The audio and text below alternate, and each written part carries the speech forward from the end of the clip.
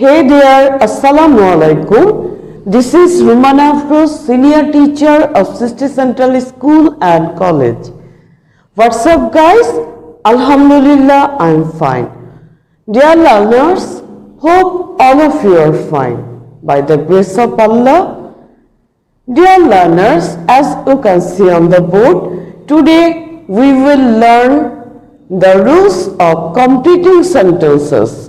As you can see on the board, here are 4 rules you can see, and that's 2.2, 2.4, so.that, so that. এই 4টি rule নিয়ে আজকে তোমাদের সাথে আমি কথা বলবো। হোপ তোমরা অবশ্যই ভালোভাবে বুঝে যাবে। Before going to start the class, I want to ask you some questions from previous lesson. I think all of you are ready. Thank you. What's the meaning of completing sentence? Great answer. Completing sentence মানে বাক্য সম্পূর্ণ করা। বাক্য সম্পূর্ণ করা। তার মানে title থেকে আমরা বুঝেই যাচ্ছি যে আমাদেরকে কি করতে হবে, একটা ইনকমপ্লিট সেন্টেন্সকে কমপ্লিট করতে হবে। তোমাদের কোশ্চেন পেপারে 5টি ইনকমপ্লিট সেন্টেন্স থাকবে যেটাকে তোমাদের কমপ্লিট করতে হবে। আর এই কমপ্লিট করার সময় তোমাকে কয়টা জিনিস ফলো করতে হবে, কয়টি বিষয়ে তোমাকে খেয়াল রাখতে হবে। আউটস্ট্যান্ডিং, তোমাকে 2টি বিষয় খেয়াল রাখতে হবে। খুব ভালো উত্তর দিয়েছো তুমি, তোমাকে thanks. Number 1, you have to follow a structure, and number 2, in your question paper there will be clue. একটা ক্লু থাকবে, ক্লু অনুযায়ী তোমাকে একটি স্ট্রাকচার ফলো করতে হবে। আর মোস্ট ইম্পর্টেন্ট যে বিষয়টি সেটি হচ্ছে আমাকে সেন্টেন্সটি কমপ্লিট করতে গেলে পূর্বের অংশের সাথে মিল রেখে পরের অংশটি কমপ্লিট করতে হবে। আমি কিন্তু আমার ইচ্ছে মতো যা খুশি দিয়ে দিতে পারবো না। কি পারবো? No, thank you.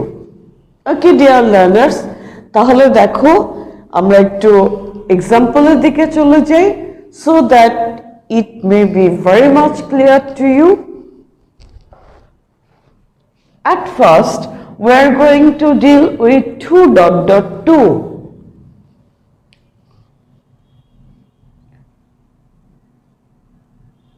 Number 1, he is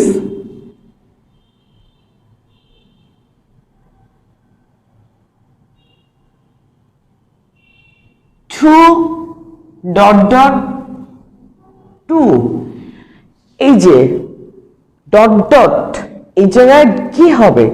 এই ডট ডটে কি হবে? ডট ডটে থাকবে অ্যাডজেক্টিভ। অ্যাডজেক্টিভ কি? যেটা নাউন বা প্রোনাউনের দোষ, গুণ, অবস্থা, পরিমাণ, সংখ্যা ইত্যাদি ইন্ডিকেট করে। তাহলে এখানে কি থাকতে পারে? হি ইজ, আমরা কি দিতে পারি? Too weak, weak. সাপোজ এই অ্যাডজেক্টিভ, যেখানে অ্যাডজেক্টিভ হওয়ার কথা 2.2 এর মাঝে, এখানে অ্যাডজেক্টিভ, তাহলে আমরা কি দিয়েছি? উইক। উইক মানে দুর্বল। এখন দেখি পরের অংশটা কি হবে।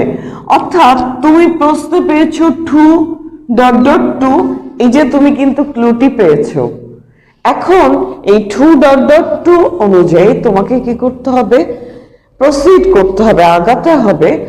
এখন তুমি খেয়াল রাখবে যে আমাকে পূর্বের অংশের সাথে মিল রেখে এবং স্ট্রাকচার ফলো করে কিছু একটা লিখতে হবে যেটা এই ইনকমপ্লিট সেন্টেন্সটিকে কমপ্লিট করবে। তাহলে কি হলো? আমার পরবর্তী স্ট্রাকচারটা কি দেখো, he is too weak to, এইখানে হবে ভার্ব। কি হবে এখানে? এখানে হবে ভার্ব, তারপরে অবজেক্ট অর এক্সটেনশনও হতে পারে। He is too weak to work, to work.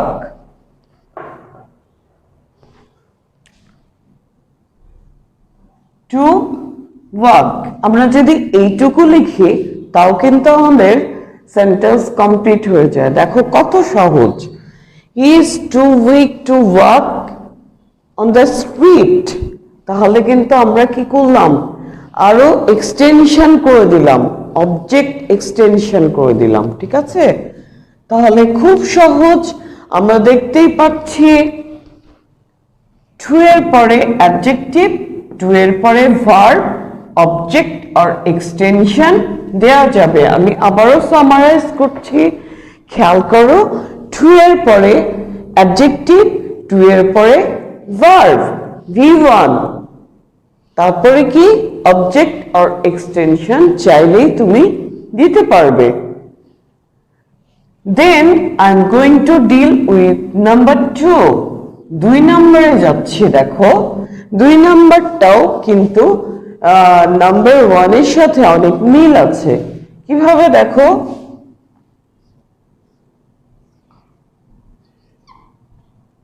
the Lord is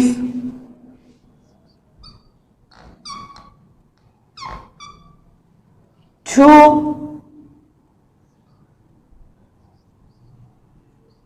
heavy। তোমরা দেখতে পাচ্ছ টু হেভি, তার মানে কি দাঁড়ালো, তার মানে এটাই দাঁড়ালো যে এখানেও টু এর পরে কি বলো তো, টু এর পরে এখানে অ্যাডজেক্টিভ। তাহলে কি হলো, তারপরে চলে আসলো ফর। এই যে আমরা ফর লিখেছিলাম, ফর, ফরের পরে অবশ্যই কোনো কি থাকবে, অবজেক্ট থাকবে। The load is too heavy for him, object, তারপরে আমরা কি দিতে পারি, টু, আবারও আসবে টু। তাহলে এখানে ক্লু কি কি, টু, ফর, টু। এখন কিন্তু তোমরা দেখতে পাচ্ছ নাম্বার 1 এর সাথে এটার সিমিলারিটি আছে। কি আছে, সিমিলারিটি আছে। কিভাবে, এই যে টু ডট ডট টু। তাহলে তো অবশ্যই তোমরা বুঝেই যাচ্ছ যে এখানে ভার্ব দিয়ে কমপ্লিট করতে হবে। নেক্সটে তোমরা আরো কিছু অবজেক্ট আর এক্সটেনশন অ্যাড করতে পারো। The load is too heavy for him to carry.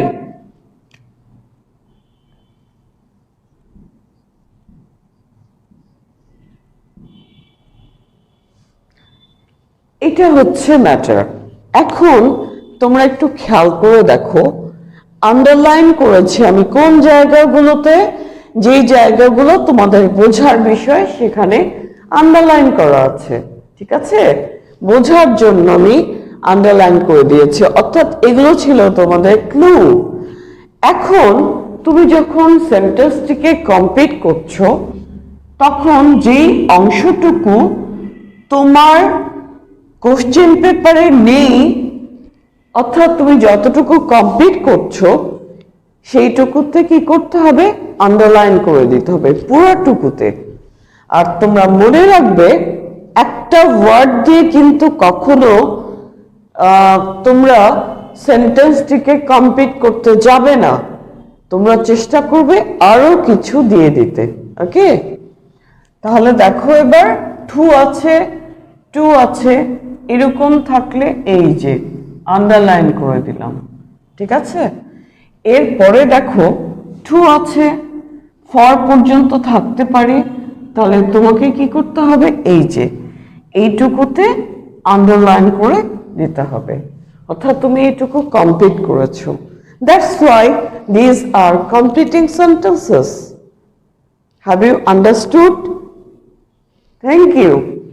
Now I'm going to deal with number 3, and that is so dot dot that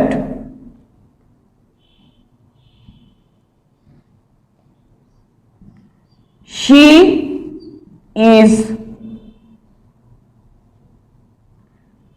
so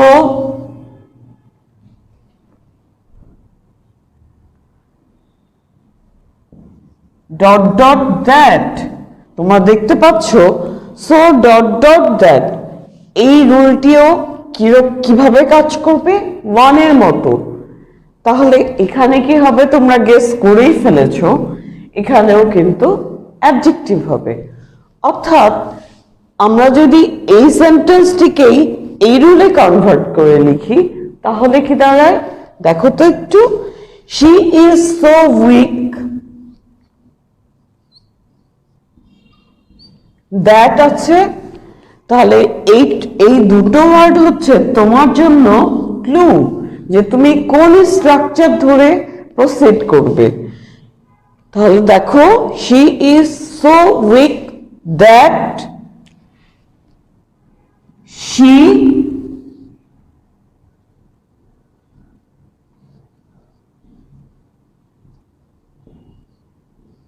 cannot walk একটু খেয়াল করে দেখো তাহলে আমরা এই সেন্টেন্সটিকেই এই রুলে কনভার্ট করে ফেললাম আমরা কি লিখলাম একটু খেয়াল করো সাবজেক্ট লিখেছি তারপরে কি লিখেছি can not according to the rule অনুসারে can not or could not হবে ক্যান নট কেন নিয়েছি এখানে প্রেজেন্ট টেন্স ইজ আছে যদি এখানে ওয়াজ থাকতো তাহলে আমরা কি নিতাম কুড নট তাহলে রুলটা কি একটু খেয়াল করো so dot dot that subject can not or could not plus V1 subject can not or could not plus V1 তোমরা একটু নোট করে নাও তুমি আবারও বলছি subject can not or could not plus V1 then object or extension etc তাহলে কি দাঁড়াচ্ছে আমরা এই অংশটুকুকে কমপ্লিট করে ফেললাম এই যে complete I'm going to the next rule and that is number 4 4 number রুলে আছে আমি এখন দেখো এখানে তোমরা দেখতে পাচ্ছ so that একটা ছোট্ট স্পেস আছে কিন্তু ডট ডট নেই ঠিক আছে সো দ্যাট এর অর্থ যেন বা যাতে সো দ্যাট এর অর্থ যেন বা যাতে দেখো এবার I am giving you example at first so that it can be very much clear to you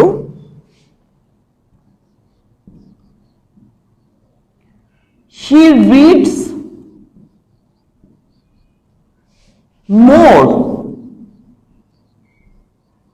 সে অনেক বেশি লেখাপড়া করে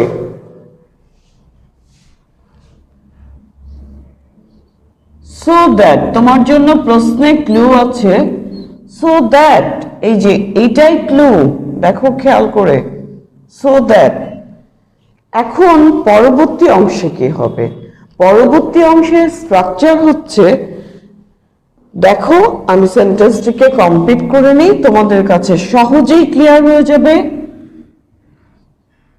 she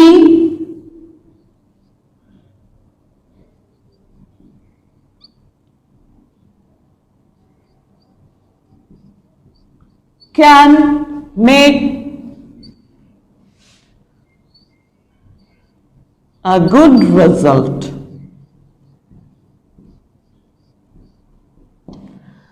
তাহলে দেখো আমি কি করলাম রিডস প্রেজেন্ট টেন্সে আছে সো দ্যাট দিলাম তারপরে কি করেছি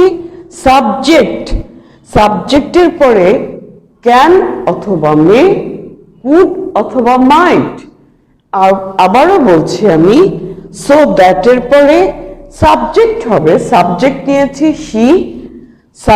নিয়েছি শি তারপরে কি can or could may or might যে কোনো একটা আমরা লিখতে পারবো, অর্থাৎ প্রেজেন্ট টেন্সে থাকলে আমি লিখব ক্যান অথবা মে, আর পাস্ট টেন্সে থাকলে এখানে পাস্ট টেন্স থাকলে আমি লিখব কুড অর মাইট, এবং প্রত্যেকটা ক্ষেত্রেই V1 হবে। কি হবে বলো তো? V1 ভার্বের প্রেজেন্ট ফর্ম, তারপরে অবজেক্ট অর এক্সটেনশন। তাহলে আমাকে কি করতে হচ্ছে? এই অংশটুকুতে আন্ডারলাইন করে দিতে হচ্ছে। That's the answer. তাহলে আমরা আজকে কি কি শিখেছি বলো? টু ডট ডট টু শিখেছি, তারপরে কি শিখলাম? Too dot dot for to, অর্থাৎ আমি এখন যেগুলোতে সার্কেল করব এগুলো তোমাদের জন্য ক্লু, প্রশ্নে এগুলো তোমাদের জন্য ক্লু। এই ক্লুগুলো হচ্ছে সার্কেল করে দিচ্ছি, দেখো তোমরা এগুলো দেখে বুঝে যাবে যে আমাদেরকে আসলে কোন দিকে আগাতে হবে। খেয়াল করো, প্রত্যেকটা সেন্টেন্সে ওই রুলস গুলো দেওয়া আছে, so you have to follow this structures. My dear learners, have you any problem in this lesson or with these 4 rules? No, thank you. Okay, my dear students, I'm giving you HW. তোমাদের HW হচ্ছে এই rules গুলো দিয়ে তোমাকে 4টি sentence লিখতে হবে, 4 sentences, only 4 sentences লিখে তোমরা গ্রুপে অথবা আইডিতে পোস্ট দিয়ে দিবে। Okay, dear learners, don't be panic in this pandemic situation.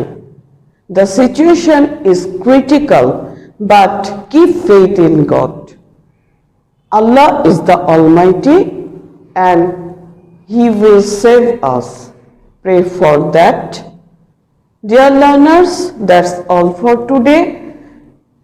I appreciate you for being with me.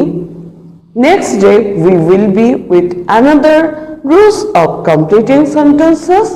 Till then, goodbye and assalamu alaikum.